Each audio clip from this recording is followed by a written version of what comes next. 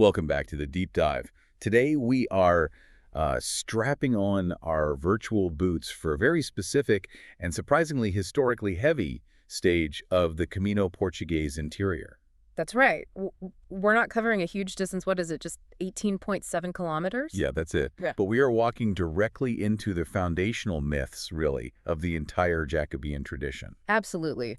Our source material is all focused on the route from Caldas to Reis to Padrón, which, on paper, it just looks like a pretty short day's walk. Right. But our mission here is to sort of act as historical cartographers, to extract these vital nuggets of history and tradition that are hidden in this really short segment. And what makes this deep dive so potent is the destination itself. I mean, Padrón isn't just another stamp in your pilgrim passport, is it? Not at all. The sources call it the cunula de la tradición jacobea. The cradle of the Jacobean tradition. Literally the cradle. If you want to understand the moment St. James's story really began in Galicia, this stage is the final approach. It's everything. And the journey starts in a way that kind of hints at that complexity, doesn't it? You leave Caldas to Reis on the National 550 road. Busy, functional, nothing special. Exactly. But almost immediately, the route shifts. The path shepherds you onto what the sources call a bello camino, a beautiful path. The whole tone just changes instantly. It does. That shift from asphalt to earth is always a relief, but this path doesn't let you ease into it. No, it immediately asks something of you because the route starts with a pretty significant ascent right out of Caldas. Unnecessary climb, yeah.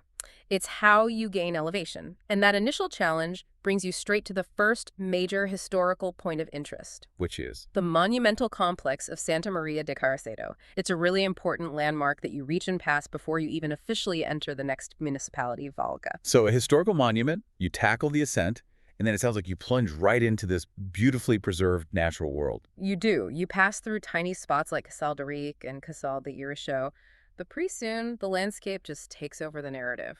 And the transition into the Valga area seems to be the defining part of this section. Oh, absolutely. This is where the walk becomes almost meditative. It's deeply scenic. You find yourself immersed in these deep forests, and the path is literally bathed by the waters of the Rio Valga. The details around that river are what really stand out to me. It's not just a river. The whole area is characterized by these ancient traditional molinos. Mills. So many of them dotted all along the stretch. And that connects the walk directly to, the historical reliance of this whole region on water power. It really speaks volumes, doesn't it? These aren't just ruins. These are traditional structures that show how communities here harness the river for centuries. It gives you this palpable sense of stepping back in time. You can almost hear the water and imagine the rhythm of the millstones. It makes you realize how loud this quiet path must have been hundreds of years ago. Precisely. You also pass through a little hamlet called Opino near Monte Castello. So you have the elevation, the dense woodland, and this constant sound of the river and those mills. It's a very immersive, sensory start to the stage. Okay, so let's follow that path out of the Valga woodlands. Where does it push us next as we move toward the midway point? Well, we begin to transition through smaller population centers again. We hit Cima de Villa, then we cross a little bridge over the Rio Fontenglo, and move through Sedelo and Candide. And by the time we're at Candide, we're already in the catchment area of Pantasechers. That's it. And after navigating those hamlets, the sources point to a real reward for all that physical effort. The Pino Manso viewpoint. Yes, this is the geographical highlight, the literal high point of the walk before you get to the historical climax in Padrón. And the view is worth it. The sources describe it as an amplia vista, a wide, sweeping view that just opens up over the entire valley of the Rio Ula. After being enclosed in those deep forests, this expansive vista is a critical moment. It signals you're approaching the coast, the big river estuary. That view must feel like you're approaching a threshold. And the route doesn't bypass civilization. It takes us right through the oldest part of Pantasechers itself. It does, before you reach the definitive crossing. And this is the symbolic act that really defines the second half of the stage. Crossing the bridge over the Rio Ula. Or Luuya, yes. We know from the source material that this bridge is of Roman origin, although it's been virtuato. Meaning heavily modified. Heavily modified, reconstructed over the centuries, but the foundations are Roman. So we're talking about Roman foundations with medieval and modern elements piled on top. But, I mean, we've seen modified Roman bridges before. What makes this one so significant? Its significance is completely tied to its administrative and historical role. This is the boundary line, the moment your foot steps off that bridge. You're in a new province. You've separated Pontevedra from A Coruña. You're not just entering a new administrative zone. You are leaving southern Galicia and entering the Coruña's municipality of Padrón. Wow. So the bridge is this physical moment of transformation. You cross a stone structure, and suddenly you are entering the very place where the foundation myths of the whole pilgrimage takes root. It is a monumental shift. You leave the landscape of mills and forests, you cross this Roman boundary, and suddenly the focus just narrows to a single town where history stops being about geography and starts being about legendary objects. Let's focus on Padrón then. Monumental, defined by the rivers Sar and Ula. You enter through the Campo de Ferra and follow the path to the Paseo de Espolón. And this is it. Padrón is the repository for the core origin story. This is where the whole walk culminates, connecting the physical journey to the mythological beginning. And what exactly does that core tradition claim? How far back are we talking here? We're talking about the 1st century. The 1st century. The legend states that after St. James the Apostle was executed in Jaffa, Palestine, his followers put his body in a barca de pedra, a stone boat. A stone boat, okay. Which then miraculously sailed the entire Mediterranean and Atlantic and concluded its journey right here at this river port in Galicia. That is an incredible claim. And the physical evidence for this foundational legend is kept in one place. Yes, in the church of Santiago de Padrón. It holds O Padrón. O Padrón. The big stone. It's arguably the most important physical artifact on the entire Camino, apart from, the tomb itself. And the sources detail it as a genuine Roman ara. And an altar. And here is where the history gets so much more compelling than the myth. This Roman altar, O Padrón, wasn't dedicated to a Christian saint. Oh, it was originally dedicated to Neptune. To Neptune, the Roman god of the sea. The historical irony there is just, it's stunning. It's incredible, isn't it? A pagan deity of the sea, whose altar was here at the confluence of these rivers, becomes inextricably linked to the arrival of an apostle's body. By sea. So how did that even happen? Was it just an accident, or was it a deliberate choice by early Christianity? It seems to be a case of powerful symbolic appropriation.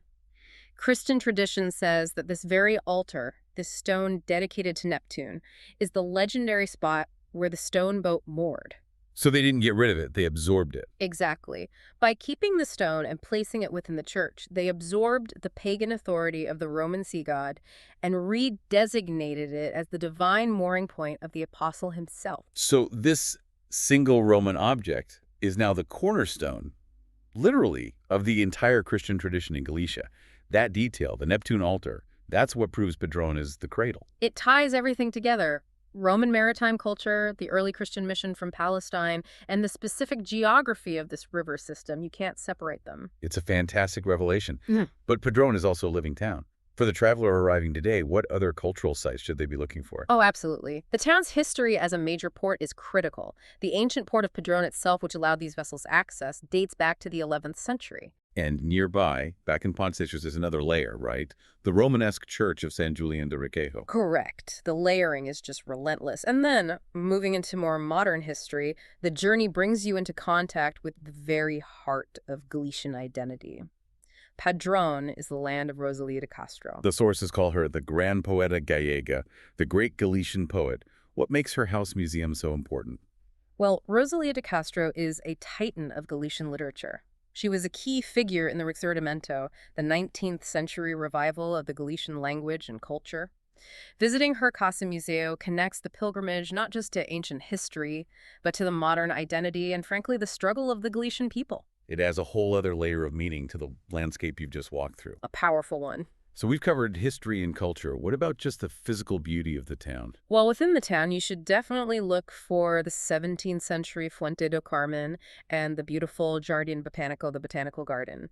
And if you want to follow the natural line of that original river landing, the fluvial path that runs along the Rio Sar is just a perfect contemplative walk right where the stone boat allegedly moored. And we can't possibly leave this stage without mentioning one final local highlight that is known pretty much globally. The Church of Santa Maria de Reborn. Which is a lovely Romanesque church, but it's really famous for its location, isn't it? It is. It's in the Aldea, the little village. That is the famous birthplace of the Padrón pimientos, the peppers. Pimientos de Padrón.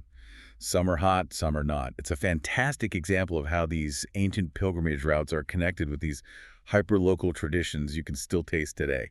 It offers that wonderful blend of the sacred and the sublime, the legendary and the purely local. That's what defines the best parts of the Camino. So to synthesize this short, punchy, but incredibly meaningful stage, we started with a tough ascent, enjoyed the deep, mill-laden forests, and then earned that massive view over the Rio Ula Valley. And crucially, every single step led us to that threshold.